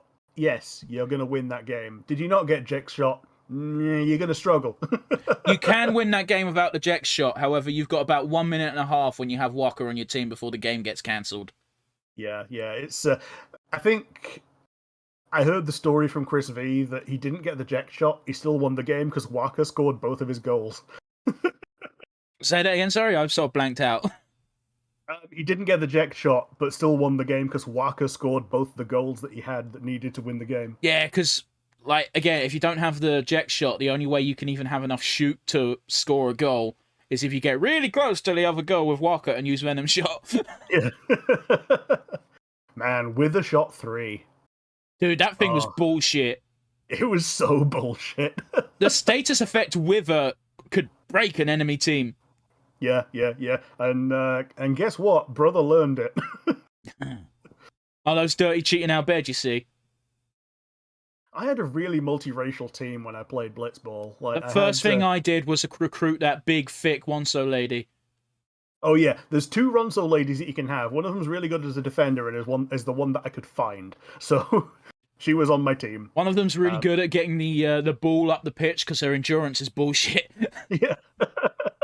Another one I did was I fired Keeper and got a Guado because they got like massive fingers and they can just catch any ball. It's great. And he wasn't even designated as a keeper. He's just so happened to have the one of the really high stats was just having long fingers. Yeah, it's one of those where like I think even Wakka's better than keeper until the stats start going up. Yeah. I feel like keeper is the fat kid that got stuck in goal because they didn't want him to move too much. Yeah. It's okay, guys. We could say that. Yeah, there's less of the goal now available to get around and shoot into. Sometimes he moves to block a shot, and it's like, if you didn't move, you'd have blocked it, motherfucker. Yeah. That's the general animation that plays. It's just him being shit. He has a crush on Lulu, which is plain for all to see, but she's still carrying a torch for his deceased brother. He uses Blitzballs in combat, and he's your anti-air specialist and also the standard status effects. You know, like poison, darkness, and all that shit. Yeah, you can cheese many a fucking tough fight just by blinding things. Yeah. As opposed to Auron, whose status effects are like your power break, armor break, those kind of debuffs. Both of which quickly become useless in boss fights. Yeah. Lulu is the big titty goth GF, quite possibly our first real heroic goth in all of Final Fantasy. And in FF10-2, she officially becomes MILF status. Yeah, although she doesn't look it. To be fair, like I always thought she had a bit of a MILFy look to her. Yeah, when she tells Riku that she's pregnant, she just goes, "You don't fucking look it." Because she's still wearing the corset and just using the same model from 10. I don't blame them. Yeah. However, they made new fucking models for Yuna and Riku. I know they're part of the main crew, but still. Yeah. Well, they needed new models because they needed to have the costume changing mechanic. True. Like, I'm just saying, like, they could have fucking made Wakka a bit fat or something. Yeah. You know, like 2 years of not doing fuck all. Yeah, they say that he's gotten chubby and he uses the same model as well. Most of her costume below the waist is belts, and most of her costume above the waist is fur lining and cleavage, which is also where she pulls her consumable items from. I can't remember which podcast it was, but you told me that there was a character designer who would used to quiz potential employees, asking how many belts does Lulu wear. Yeah. Basically, the idea was see how much attention they're paying and how well they are replicating the character by just adding more belts and seeing if they keep up to it and keep doing it. He pissed off Yoshi P. That's why he got rid of belts. I'm pretty sure is the same joke I made last time, which means it must have been around when Endwalker came out. Yeah. Yeah, I think it is Amano. So Yoshitaka Amano, I believe, but it might not be. But Names lose all meaning. Yeah, they're still in good cahoots because Venar's Heidelin form is very much an Amano drawing, as is Omega M and F. I was going to say, are we okay with saying that? Because spoilers slightly. I know it's been a few months, but there's still new players to 14. It's a 14-year-old game. It fucking isn't, though. Endwalker's been out for a few months. You can't say it's 14 years old when the content you're speaking about has been out for 4 months. Yeah, fair enough. But yeah. Rick's looking at a script, ladies and gentlemen. Yes, I am, yeah. She's the Black Mage. She was dating Chapu. You needed to fucking consult the script for that. She's the Black Mage. Yeah, I needed to find where I was. Do you not scroll? Do you not delete as you go? No, I don't delete as I go, no. You should. It's words. Who cares? She was a guardian to one summoner who died and one summoner who, gave up. The one that died is the one that we see in the far plane, where she's, just there and, saying, yeah, sorry. And I don't remember that. I thought we only saw her when we were in the actual cave with Yojimbo. Because the fight you have with Yojimbo is her shade summoning Yojimbo. Or am I getting it conflated with 10-2? Because you fight Yojimbo in 10-2 as well. You don't? I don't remember. Chris is bound to correct us in a minute. It's fine. Let's move on and he'll correct us when we get there. She's quite happy to atone by becoming the final Aeon. It's implied that she's the one that wants to be the final Aeon out of the party, and Wakka is essentially racing her for it. But they don't know about that till the end. Even when they do know about it, they are basically... I think Lulu might actually know a bit more about it. Well, I don't remember them ever talking... I don't remember anyone ever mentioning sacrificing themselves. Everyone was well up for just killing Yunalesca. Except for Wakka, who's like, oh man, we in bad juju, man. Yeah, she's like the daughter of Jesus. He is Jesus. Oh yeah, she is Jesus. Because Yunalesca is Yu Yevon is God, and Yunalesca is Jesus. Oh, okay. I was right for a change. Oh yeah, fair enough. She hasn't been sent yet, so she doesn't appear in the far plane until after Yojimbo. Okay. Oh, okay. Makes sense that she wouldn't be sent, considering she was the summoner and she died in that cave. Yeah, that does actually make sense, yeah. Kimari is the bluest mage yet. Kimari is a dickhead. He's way more blue than Queena. He's hornless. I loved Kimari as a child. As an adult, I think the Ronso design for males is a bit naff. Yeah. He's a lion-like guy, a few words, and he's the only one without his own path on the sphere grid. Yeah, Chris is saying that what you're thinking of is when you go back to the far plane at Endgame after the summer died, and then Lulu's talking to them. So maybe that's what you're on about. It's very easy to get memories conflated when you haven't played the thing for a while. Yep. Kimari's basically the tutorial on character for making a cross-role person, which, you're probably going to be doing for everyone later on, but Kimari is the one that you pretty much have to choose a cross-role early on. And I'll be absolutely real with you. I really don't like how they handle Blue Mage in this game. No, it's all overdrives. And they're all shit. They're mostly shit. No, apart from Bad Breath. Bad Breath is good still. Yeah, except against bosses. Well, yeah.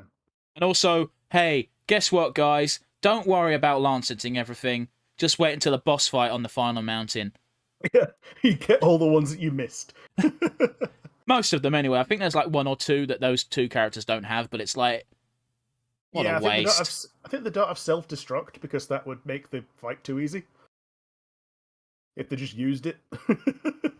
They don't really use their blue magic skills. They tend to just hit you, don't they? Yeah. And it's one of those, actually makes the fight easier if you don't have the blue magic, because you get full overdrive after you draw each one. Sure. So you can just spam jump or whatever. Yeah, but at the same time, if you haven't got them, then you don't want to do that. You want the fight to last as long as possible, yeah. Pretty much, yeah. I think I touched on it earlier. He's the one that's been Yuna's guardian for the longest time. He's been with her since she was really small. And there's even that little story about how Yuna slid off the shoop-off and Kimari was scared. And then when they got her back on, she did it again. Because she thought it was fucking fun. To quote Kimari, Yuna then jumped in 3 more times. Kimari's scared. I'll tell you what, one thing I did appreciate about this game from a gameplay perspective is they have underwater battle segments. And there's only 3 characters you can have for those. Yeah. I love that detail. Yeah. Because they're like, I don't know why they can breathe underwater. They just can. They can't. They can just hold their breath for very long. Now, doesn't make a lot of sense when you actually count how long they are underwater. But like the implication is they can hold their breath for a long time because Wakka and Tidus are blitzball players, so they hold their breath for at least 5 minutes. Mm-hmm. And Riku is a deep sea salvager, so of course she can. Also, maybe bullshit Machina, who knows? Although we don't see that. Riku is the one that, above all else, would have like a rebreather that she can use. Chris says on the Ronso that the only blue magic they use is Mighty Guard and Right Wind, and you have to wait for them to use them first before you can lance it them from them. Okay. But yeah, apart from that. But yeah, by the time they use that, the fight is lasting longer, so that also helps. Yeah. I think they start with Mighty Guard because they're bitches. Yeah. And they're ganking the little hornless one. Yeah. Well, to be fair, he's only hornless because of them. Yeah. And about 20 minutes later, turns out they've all been massacred. Yeah. Yeah, because they're stopping the Guardo from following after. And the only reason I know it's the Guardo is because I remember in 10.2, that's one of the big core plot points is that the Ronso are trying to commit genocide in retaliation. Yeah. I shouldn't laugh at the word genocide, but that's what's happening. Yeah, Chris brings up that there's a bonus story between 10 and 10.2 of Yuna learning how to hold her breath. And that's the only reason why I know that's what they're doing. Because that's also why Yuna's part of the Blitzball team in 10.2. But again, we'll get to that when we get to it. And now we're done with the playable characters, apart from, one Battle of Seymour. Jecht is last generation's fish out of water main character.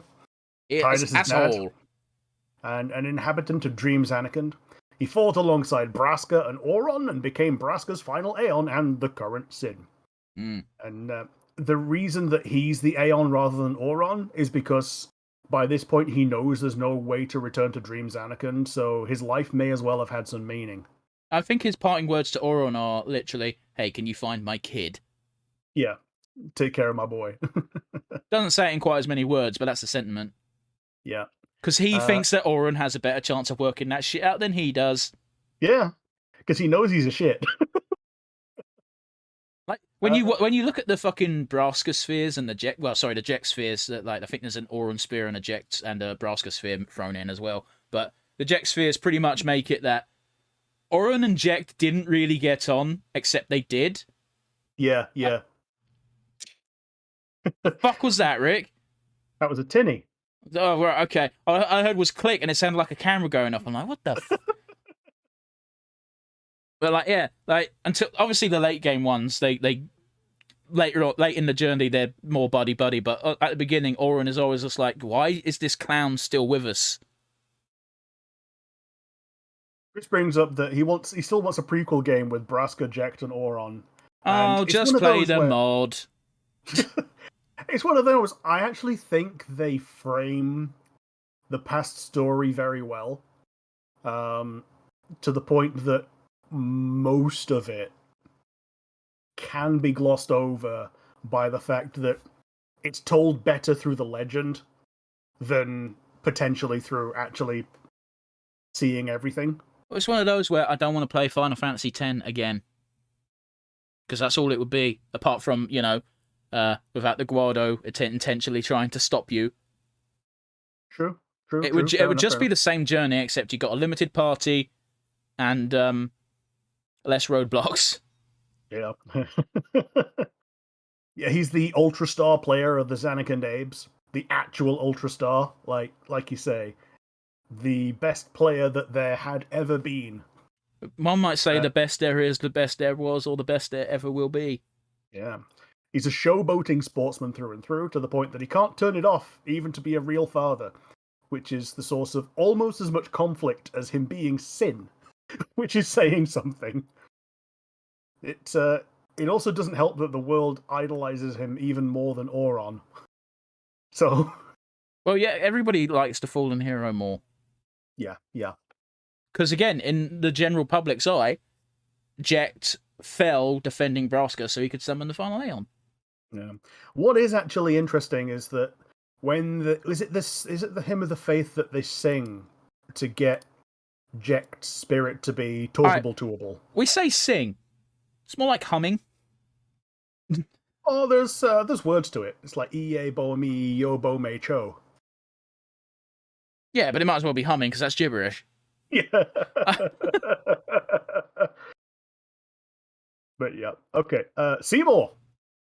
Cunt. Yeah. He engineers a fiend invasion in order to wipe them out with his spooky summon mummy.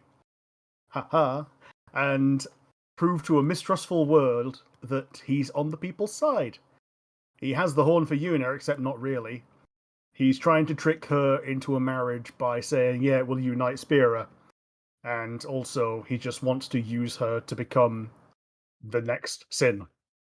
Yeah, which is honestly one of the more interesting character motivations for a villain. One of the interesting things I think about it is that he's already tried it and failed. And he's trying again with a better... because he's also a summoner. Yes. He knows that he will fail if he tries it again as a summoner, so he's trying to do it as the Aeon. I don't remember him trying before. The whole reason that his mother became a Faith is because she is his final Aeon. And the whole reason he knows about Sin taking over things is because he has gotten to Unalesca. She became his final Aeon, but she wasn't strong enough, so he just stuck her in a cave. No, I didn't think... No, that happened when Seymour was a kid. Yeah, and it was one of them. Even as a kid, he was a shit. No, but I'm just saying that wasn't anything to do with the final Aeon. That was that was just her becoming a Faith to provide another, Aeon. I'm pretty sure I'm not wrong on this, because he can't have been a grand level summoner, at least to the level of getting to Unalesca as a fucking toddler. Well, a toddler, but, a kid. I'm pretty sure he got carried. I think you got the wrong take on this one, bud. Yeah, fair enough. Okay. Yeah. Apparently I was right about this one. Were you? What? That makes no sense. I now hate Final Fantasy X. Yeah. That doesn't make any sense. That's fucking stupid. Yeah, a little child villain went to the Final Flame and sacrificed his mother. In the flashback, he's crying about it. And they don't seem like crocodile tears. I think he's crying because he failed, rather than that... Oh, well, whatever. Let's move on before I shit on FF10. So, yeah, he inherits his father's council seat. That's bad. Yeah, he inherits his father's council seat after killing him. He wants to marry Yuna to become the final Aeon. He wants to be Sin, to obliterate life and bring equality through peace. God damn it. I absolutely love that when you fight Seymour the third and fourth time, Maybe the second as well. It's been a while. Oh, you don't have Yuna for the second. No, you do have Yuna. Ignore me. Anyway, I'm rambling. What I mean is, the a very cheap strategy to get through tough boss fights was I'm going to stall for time with an Aeon. I think this actually happens even in the first one. No, not in the first one, because you can summon Shiva. No, okay, here's where I'm getting mixed up, because in the first fight, when you fight Anima, you can't get banished, because Seymour's technically not in the fight. I think that's what it is, and it's been a fucking long time. But I know in the second fight onwards, if you summon an Aeon, Seymour knows banish. Yeah. Which means if you try to stall out the fight with your fancy new Bahamut toy, it's like, go away now. So one of the strategies I used back in the day, because I was a piss babby and couldn't beat the fight on Gagazet, was... that's probably the hardest fight in the game. Not if you count optional fights at all, but... Okay, but optional fights are bullshit. They're intended to be bullshit. True enough. But I remember what I did to cheese that fight was I farmed for about an hour to get all of my Aeon's Overdrive Gorges to max, so they'd still get that first turn, which means I'd still get the Overdrive off before they got banished. Yeah. Oh, okay. Chris is still talking about thing. That it was true tears. It was genuine. Rick is wrong there. Seymour was literally broken by the experience of what happened with his mother. So, and that's what makes him want to end the world. Kind of makes whatever. It's a weird scenario, which I very much like. I only went to that temple to get Anima because Anima's cool. Yeah, it is. So I don't really remember a great deal, but I do remember Seymour being fucking crying as a child, and I'm like, how the fuck can he be a summoner at that age? With, but whatever. We're past it. We're past it. Yeah. I think his establishing character moment is when he's talking down to Wakka, when Pretend he's going, I didn't see it. Yep. We're going to use all these machines, beat back the Sinspawn. We're doing this as a collaboration. Wakka goes, "Sir, I think that's something that a maester shouldn't say." Why the fuck is Wakka Mexican? Because he is, yeah. Orderly! Viva la lanza, baby! Orderly, yeah, brother, yeah. Then pretend I didn't say it. Going from that fucking Mexican accent to... Ooh. Pretend I didn't say it. Seymour has a very punchable face throughout the fucking game. Yeah. And speaking of his punchable face, he has the most Yu-Gi-Oh hair in all of Final Fantasy. Ooh. If you don't count Kingdom Hearts, I'll give it to you. Well, Kingdom Hearts is emphatically not Final Fantasy. It's But Disney. it is. All right. Yeah. If you want to get technical, Sora's a Disney prince. That's why it took so long for him to get into Smash. But yeah. Yeah. But yeah, it's I guess Organization 13 are just Yu-Gi-Oh characters in goth. Like Malucia, who isn't even fucking in most of the actual voiced games, has got really Yu-Gi-Oh hair. Isn't that just tall pink Kuja? A little bit. Yeah. He's got longer hair. He's got like feather hair as well, don't he? It's a bit spiky. Okay. It depends on the game. In the GBA game, he had spiky hair because it was easier to draw, but in the actual most recent games, specifically the Kingdom Hearts 2 like re-release that was proper bollocks, as in good, not bad. He had very feathery, fluffy hair. Yeah, fair enough. Seymour is killed very early on, but thanks to the game world lore, he doesn't stop being a thorn in your side until many fights later. Yeah. Even so far that somehow, someway, he gets inside Sin. Yeah. Which I still don't know how he did, apart from far plain bullshittery, is what I have to assume. Chris also points out he's half Guado, half human, which makes him yet another parallel to Yuna. Yeah. In that they're both half human, except that as far as we as players can tell, Albed are just humans with swirly eyes. Okay, but there's probably something deeper to it. Man, It's weird. It's weird, isn't it? Because if you're a half human, half Albed, you don't have swirly eyes. You have heterochromia. Yeah. Which looks cool, by the way. Swirly eyes look fine. Yeah, the swirly eyes look cool as well. But yeah, well, actually, I tell Seymour. a lie. The way they reveal it with Riku is fucking stupid. They just zoom in. Because the animation doesn't look good. No. She looks like she's an anime character that's dizzy. Yeah, like, I don't even remember it being animated. I just saw them zooming in on it. Okay, the animation was zooming in, but like the way the character was drawn. Sorry, emphasizing by going.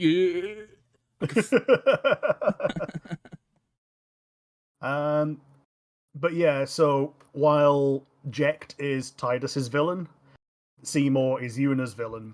I say Seymour is more of a villain throughout the game than Sin, because Sin is more of a force of nature. And Chris brings up that they both had daddy issues. So Seymour and Tidus had the daddy issues rather than Yuna, because she idolizes her dad. Yeah? But, Seymour literally murders his father to take his place. Doesn't do a good job of it either. No. Well, okay, he does a fine job, but he forgot about the sending. Yeah, he forgot to send. Actually, I think he did get sent because we only see the ghost trying to break out of the far plane, which is like, hey, if you live in the place where they keep the dead people that can come out, maybe be a bit careful. Yeah. Braska, not much is known about him other than what he did and that he had a big ass robe. As Chris says, they were treated as jokes until they actually succeeded. It's one of those weird things in any form of media where if this group of people are the only group of people who can do X, why do you care if they're not necessarily good or they're a bit weird? It's like they're going on the journey and trying to do it anyway. Like, sure, it's like what we were talking about earlier with lottery systems. Surely the more fucking bets you have, the more likely one is to come home. Like, shit, man. It's weird. Yeah. He beat Sin and got 8. Every summoner in the world right now wants to live up to his example.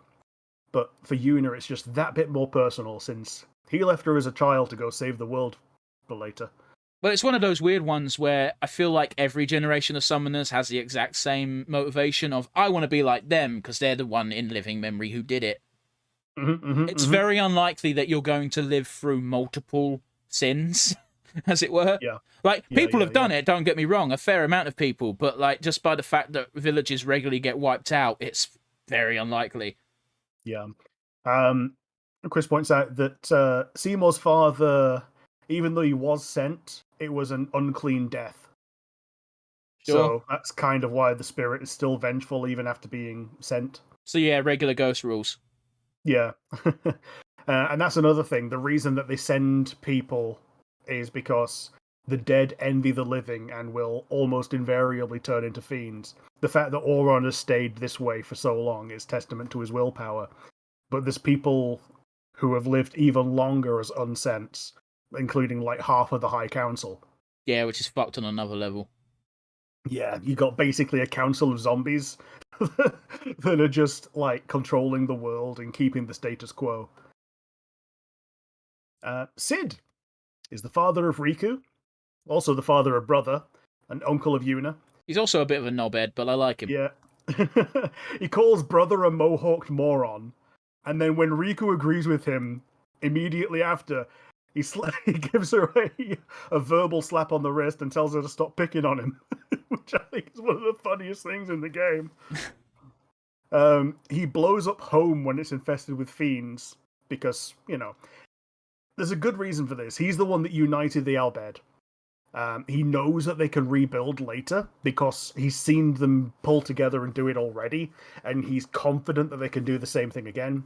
However, in almost the same breath, when they're escaping on the airship, the fiends get on the airship, he's like, okay, it's time to blow up the airship as well. And Riku just cuts into the camera and says, no, let's not. Well, it's one of those where when it's quite a touching scene, actually, because when home gets blown up, they zoom in on all the Albed on the ship, very slowly sort of panning through all of them, and they all start singing and they're crying even while they're doing it. And then we cut to Wakka once again going, big fireworks! Little Dickhead. shit. Like, just imagine for a second that I don't want to use a real life example because there's too many to draw from, which is the sad reality. But let's just say, for example, that your entire race just got blown up because you needed to do it in order to stop an advancing army or something. And some prick who is not related to you in any way, shape, or form, it's like a third party observer, just goes, the explosion was cool. Yeah, yeah. He's getting a fucking knife in his ribs. Or even worse, something like, this town smells like a barbecue. Okay, not really the parallel I was going for, but sure. Yeah, yeah. My next line is, Rin has inns, and Owaka has a travelling shop. And that's pretty much all I have to say about them. He's an Albed merchant supreme who owns, like, most of the inns around the world. Yeah. I like his design, apart from the fact that he always seems to have his fucking chest on display. But that seems to be an Albed thing. Yeah, I think he's the first Albed that Wakka is able to be racist to in person. Well, I like how Tidus is accidentally racist. Because he just goes, because he's the one who introduces the Albed tomes to help him learn the Albed language. And he just goes, and he straight up says, be careful where you speak it. And Tidus goes, oh yeah, I hear people fucking hate you. But the thing is, like, Rin isn't butthurt about it. He just says really sadly, and I can't remember what he says in his own language, because at that point in the game, you have like one, maybe two tomes. It's just like, suddenly, and then he walks off all sad. And I think he's just like, yeah, sucks. But, Chris just says he knows we're not talking about 10-2, but can we talk about how Brother is treated like an absolute joke in 10-2? Yeah. I really hate it because he gets really boiled down to one gag character, two pervert. But pervert for his cousin, Yuna. Yeah, apparently he learned English way better in 10-2 just to perv on Yuna. Oh, it sucks. To be fair, they word it in that he wants to get closer to Yuna. But he's a perv. Yeah. And it's something I know Chris agrees with me on. I fucking hate that type of character so much. So much so that it's one of the points of Seven Deadly Sins where the main character has that trope of, they're a pervert, and it's just like, that sucks. However, as I explained to Chris, that later on they kind of explain it in a cool way. Still sucks, but, yeah. You know. Like, it's okay if it's not the only character trait. It's not the only character trait, but I really don't like the anime pervert because they're disgusting. Yeah, fair enough. Chris says interesting lore about Owaka. If you want to touch that. Yeah, that his sister was a summoner who failed, and his traveling merchant business is like a heart project to support summoners on their journeys. You get to reciprocate this as well. Like, early on, you can invest in his shop. Mm-hmm. And if you do, then he sells some really good accessories later on. So that's like a nice way of, rewarding compassion from the player. Yeah, absolutely. I didn't actually know that tidbit, so that's cool. Yeah, I didn't know that little bit. I didn't know that factoid. But yeah, now we get into the last two characters that really matter. Well, other than Donna, but we've already talked a bit about her, and now she's a bitch. Yuna Leska was the first high summoner, and now she's a hot zombie lady who tells every other summoner who meets her to follow in her footsteps. She's hot for about 5 seconds. Oh yeah, until she turns into a head. And then she does that fun thing that every late game boss does in games, in FF games, where she introduces you to the zombie status. Yeah. Which, well, I don't know if it's a zombie, it might be the infected status. Either way, it's a nasty status and no one likes it. Yeah. Hope you brought some holy tags. Yeah. She wants you to follow in her footsteps to make a bigger, badder final Aeon to kill the current sin and invariably get it possessed. So it kind of raises the question of, if every single final Aeon has to be stronger than the past sin, won't it eventually stop working? Well, you never know, because I don't think it's implied that each sin is more powerful than the last. It's just that, a final Aeon as a final Aeon is able to pierce sin and destroy it. And then Yu Yevon just takes the new one. No, I was going to say, because you got to bear in mind, when it comes to sin, you only have to beat the body. Yeah, and there's essentially two bodies of the final Aeon. There's the Sin Whale, and there's the core, which is what the final Aeon was. So when we see Jecht as a final Aeon, he's just big Jecht. Isn't he furry? Yeah, he's furry. He's got white hair. He looks really cool. Fair enough. Chris And his says on the sword Albed is like very quickly. Chris mentions the Albed Primus. If you beat the game once with all the primers, you can load your save and have translations from the beginning. yes, you can. Yes, you can. I think there was a Game Shark code for it as well, which is what more people did over here. Oh, sure, man. But yeah, if you want to play through the game again, the replay value for that is that you can just have all the Albed pre-translated. You don't actually get to respond to anything, I don't think. But you know, it's good if you did manage to get the permanently missable ones. I think there's like 6 in home. There's 2 in home. Is the 2 in home? Okay. Yeah. Fair enough. Yeah. Yu Yevon. I wouldn't call Yu Yevon a character. Well, he's a force. He's at least more satisfying and definitely a bit more telegraphed than Necron. But the fight against him itself is a victory lap. By this point, he's little more than a disembodied will on autopilot, possessing Aeons as he goes. It's one of those where Yu Yevon at least isn't a real final boss so much as a victory lap, because you can't lose. Yeah. He's the father of Unalesca. He's the namesake of the Yevon religion, and I believe he's got the zombie status. So, oh no, you can just give him the zombie status, and then his little pagodas can just heal him to death. I don't even remember him having pagodas. Oh, they call it, well, I don't remember him having ads. It's Yu Yevon. You fight each. You summon each Aeon. You kill the Aeon once he takes control of it, and then you kill him. That's it. Like the Yu Yevon fight. You got 4 things when you're fighting Seymour for the last time. Yeah, were the Yu pagodas in the Jecht Aeon fight then? I don't remember the only fight in the last Sin that has additional foes, as far as I recall, is the Seymour one. Yeah, fair enough. Jecht was just Jecht, and Yu Yevon's just Yu Yevon. But yeah, he was the leader of Zanarkand in the past, and yeah, he became the Master Summoner back then. He's the one that created Dream Zanarkand out of the imprisoned inhabitants of Zanarkand at the time. I believe he was in a war against Bevelle. I don't fucking know. But none of this lore is in game, or if it is in game, it's hidden under text file under text file. You know. Yeah. I have no doubt it was in like a lore book or something, which is fine. But it's one of those where I really don't like when games put most of their lore in a lore book. It's why Destiny got so much shit from me. Yeah. At least put it in item descriptions like Dark Souls. Or do what Dragon Age and Mass Effect do and have an in-game codex. Yeah. As you get told about stuff, then you can look in the codex to signify your character's going on a lore spree.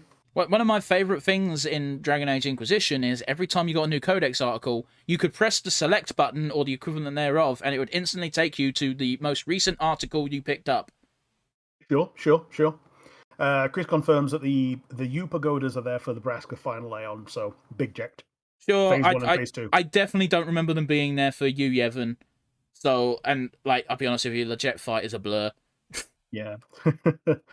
But yeah, the whole Yevon religion is based around his edicts of don't use machines because they might win. We want to keep this world in a perpetual state of not Stone Age, but medieval technology. And yeah, it's only after beating him and, you know, sacrificing all the Aeons, which it hits Yuna pretty hard because these are the friends that she's had along the way that aren't the ones that she can just talk to. Well, it's also like, the implication to me always was they're inside her. Yeah, they're essentially like a child between the Summoner and the Faith, to a degree. I was more going to say they're more binded and part of her soul rather than a childlike connection.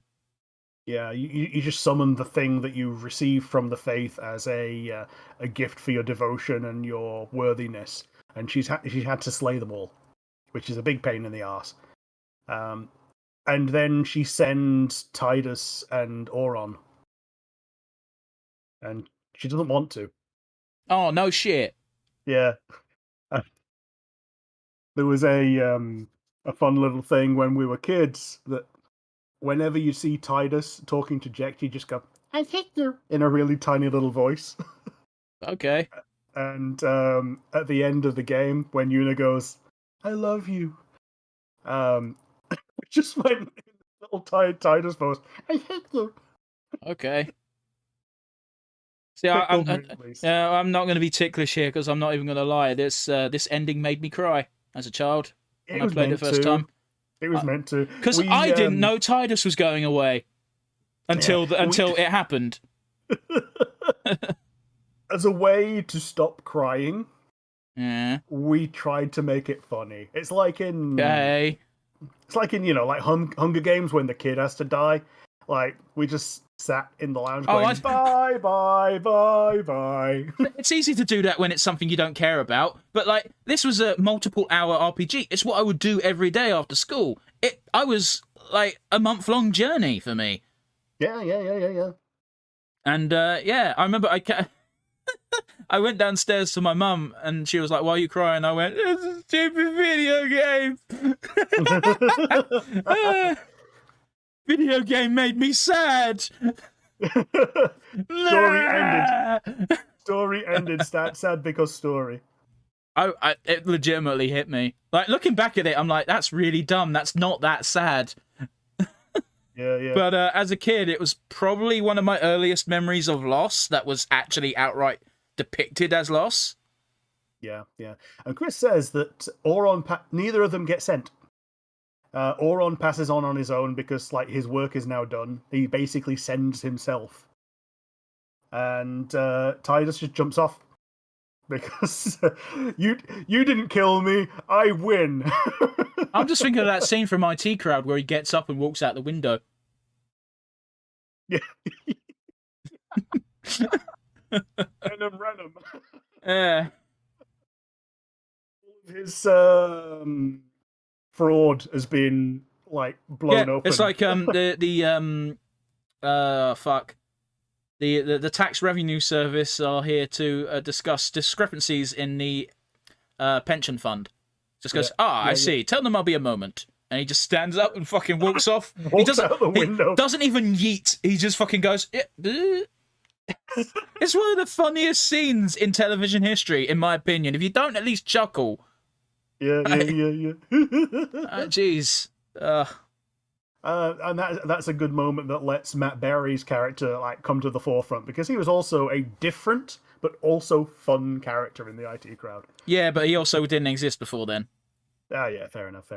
Like, he didn't come in until like 3 episodes later when there's... Oh, wait, no, that episode where there's the funeral. Yeah. And he's just Father! like... He's going through 6 pairs of false teeth chewing the scenery. It's great. Now, this next part, I want you to watch in private. Are you a private alone? You can say whatever you want to my employees in front of me, father! Okay, so, the pension irregularities, turn that off. Oh, fuck, that's a great tangent. Anyway, where were we? You Yevon dead? Yes, yeet. Yeah, you Yevon's gone, and my last thing I've got written down for it is kick his ass. Kick his ass. But yeah, and then the game ends. Yeah.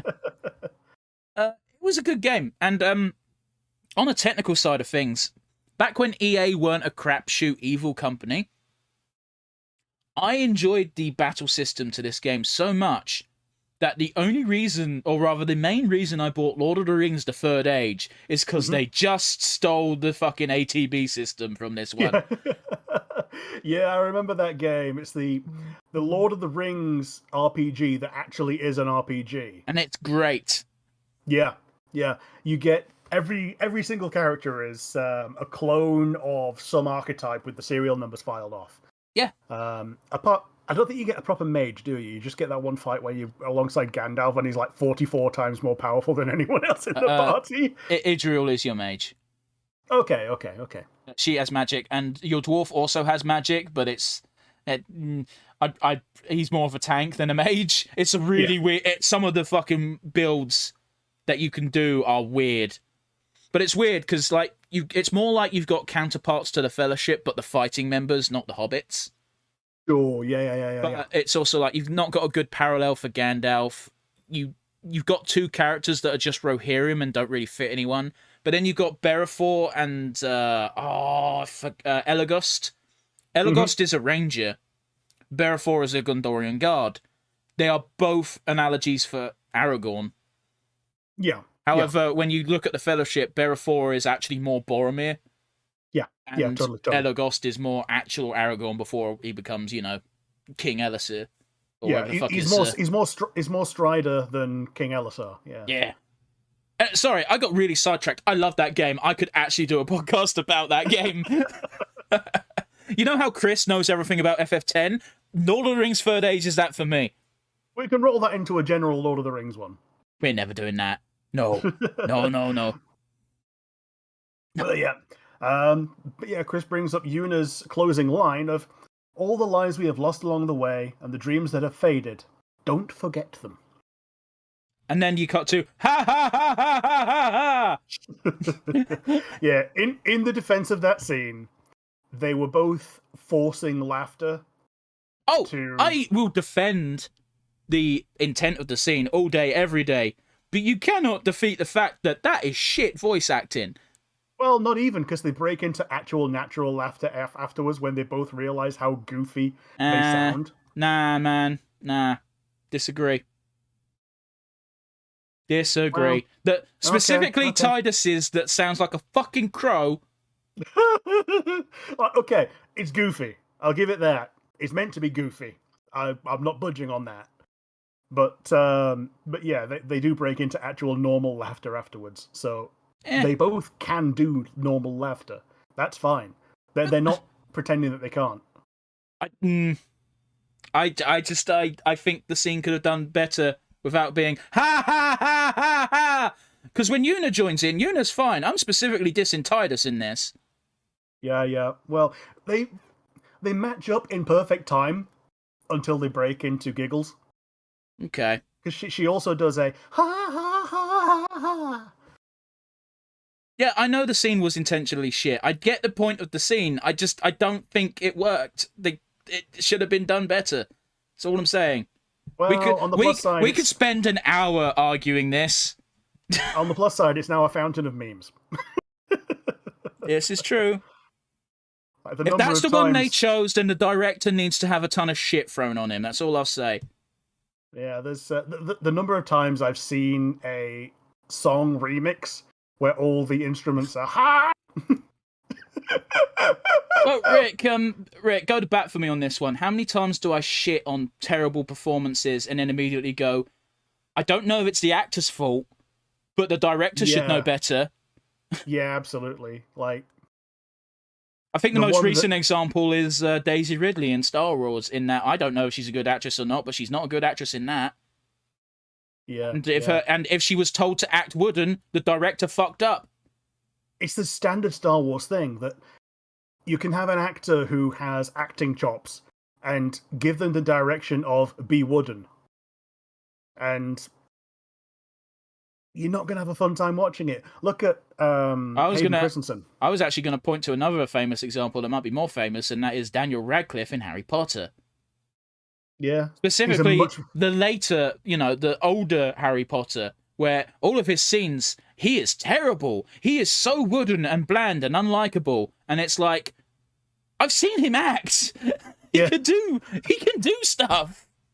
And also, we've seen him not act as well. Like, he's a very interesting person if you just let him be.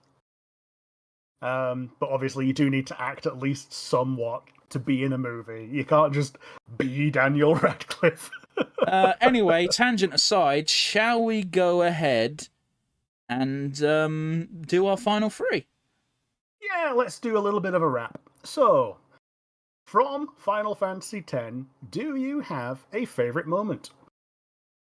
Because I'm soppy bollocks, I will give it to the Macanalia Woods scene where Tidus and Yuna have a little cuddle in the. Well, it's a bit more than a little cuddle, but you know what I mean. Inside the pool, and they're using sort of the ambient moisture to hide the tears. Yeah, isn't that the underwater snog and all that? There's none of that. It's just a hug.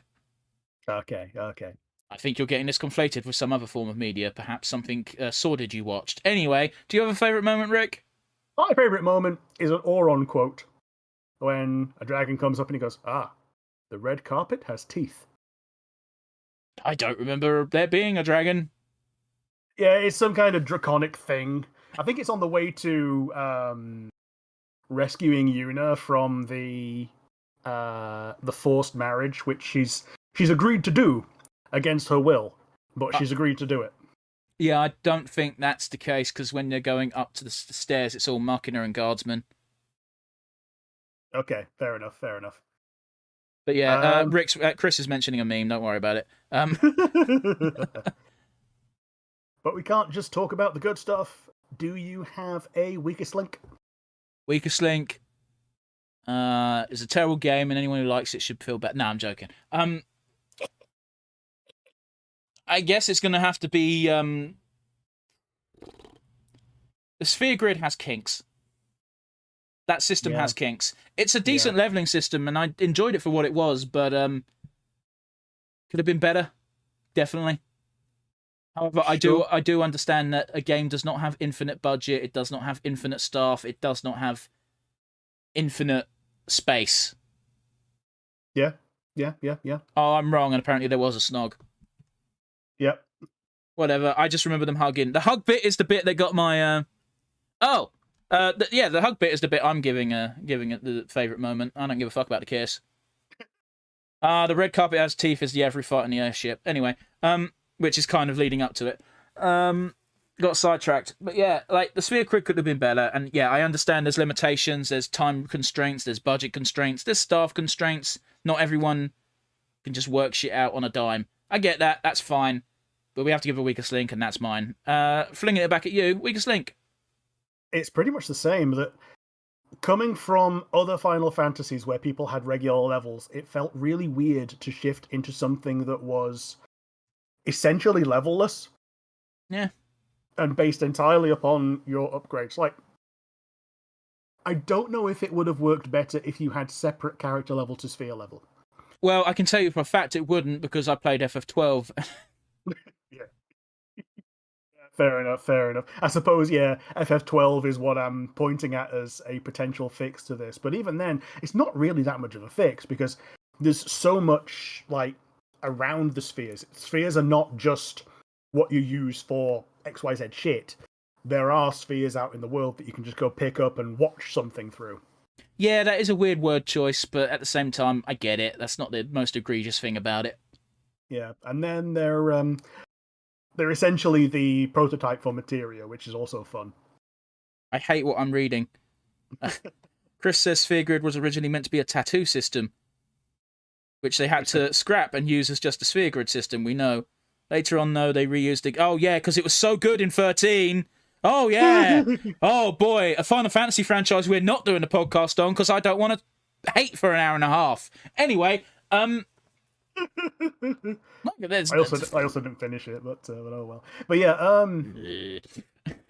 the Sphere Grid could have been better. Also could have been a lot worse, to be fair. It could have been way worse.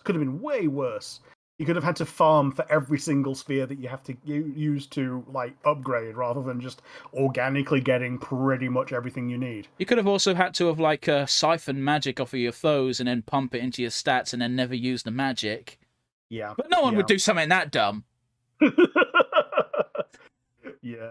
Like, the closest thing I can think to it is, like, FF2, where they did something really experimental, and it kind of worked. And it sounds kind of cool in theory, but, like, in practice, not perfect. Yeah. It's all right. You get used to it, but you have to get used to it. It's fine. It's just I do remember early on stealing a lot of spheres because I was like, I don't want to have to do this later. Yeah. So I wasn't But yeah, stealing. It was you actually had skills specifically that was extract speed, extract ability, etc. yes, I remember that. Yeah. Yeah. Like you didn't But need yeah, to do that, but it made life easier. Yeah, sorry, I realised you're trying to carry on. My apologies. but yes, for the finale, do you have an MVP?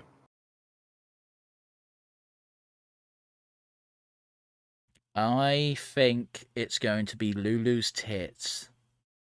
No, I kid. Lulu did awaken something in me as a child, but I say that about a lot of characters, so that'd be cheating. I'm gonna give it to I forget his name all the time, but you'll correct me as soon as I say it. Rick, who did the soundtrack? Nobuo Uematsu. There we go. That fellow has received this award many a time when we talk about Final Fantasy. Yeah. And it's going to be no different today. Like, if it's not him, then it's the guy who designed the battle system, because I really like that battle system. Yeah, he's mine as well. So let's pull that band-aid off. He's also my MVP. This is one of those. High five through the screen, Rick.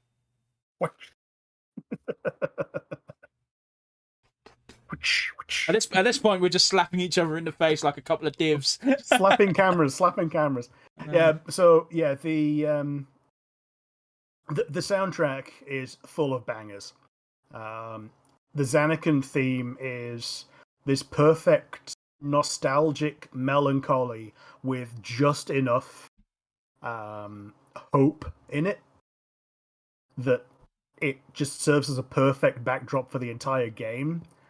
And yeah, and Chris brings up that Auron is his MVP in terms of a character. And if I had to give it to a character, then yes, I would also give it to Auron, because he's the one that he kind of ties the story together